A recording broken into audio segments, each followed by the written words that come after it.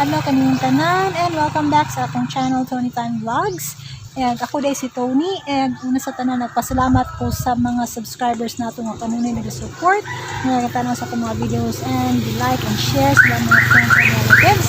And sa mga wala pa naka-subscribe sa akong channel, ay kalimot sa pag-click sa subscribe button sa ubos and then i-hit ang bell button para updated mo kanunay sa akong mga bagong video. So karon adlaw una sa tanan nagpasalamat ko kay nanasab kay laing feeding o pospas or sopas sa Tagalog. So ato ni ipanghatag sa mga bata sa Barangay Landahan karong adlaw. So tulo ni kakilos ang ito na siya i-share.